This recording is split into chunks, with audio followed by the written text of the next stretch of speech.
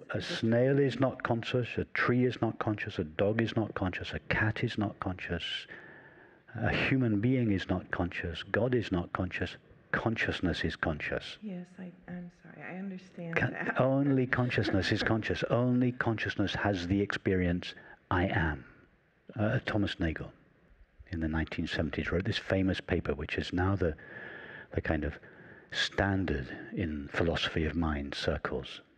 And the title was, well, what is it like to be a bat? His definition of consciousness was something like, I'm not quoting verbatim, but it's pretty close. An entity can be considered to be conscious if there is something it is like to be that entity. Slightly strange use of language. Do you understand that?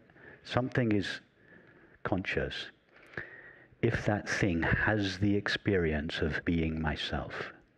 So a table, for instance, this table is not having the experience of being myself. That's what he meant by an entity can only be considered to be conscious if there is something it is like to be a table. Is this table having the experience of being a table?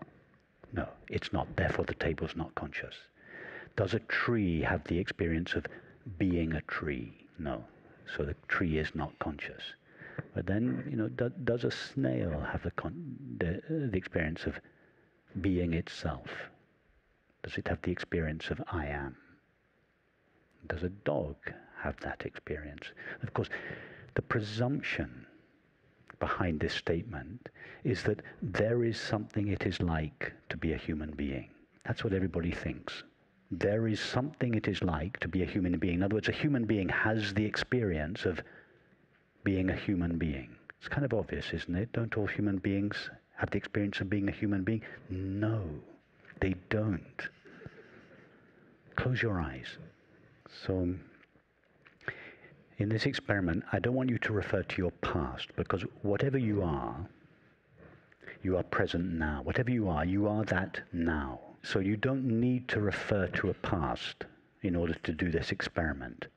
And in order to make this really clear, you imagine you're a newborn infant. You don't have a past. You cannot refer to your past. Nor do you need to experience the world in order to know what you are. And therefore we keep our eyes closed. So the newborn infant has just been born. It has no idea that it is a newborn infant. It has no idea that it's just been born or that it's living in a world. It has no idea that it is a body or that it has a body. But it does have some experience. What is its experience of itself? Whatever the newborn infant is, it is experiencing itself. But its eyes are not yet open. There are no bodily sensations present. It knows nothing of the world. It knows nothing of the body. It knows nothing of having a mother. It does not know that it's a newborn infant. What is its experience of itself? Being, yes. It doesn't have the experience of being a human being. It has the experience of being. That's your experience now. If you go to your experience of yourself now, without referring to the past, if this was the first experience you had ever had, you would not know that you were a human being. You know that you are. We know that I am. We have the experience of being. There is the awareness of being.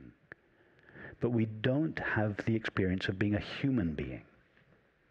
So Thomas Nagel's presumption that that there is something it is like to be a human being is an erroneous presumption.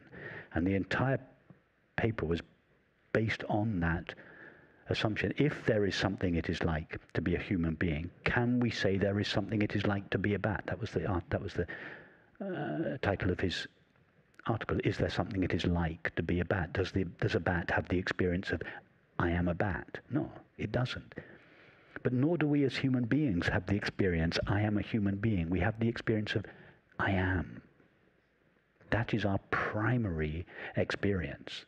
When we say I am, we are not referring to a person's experience of itself. We are referring to being's awareness of itself.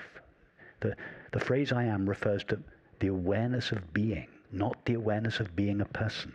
Being is aware of being. Being is self-aware.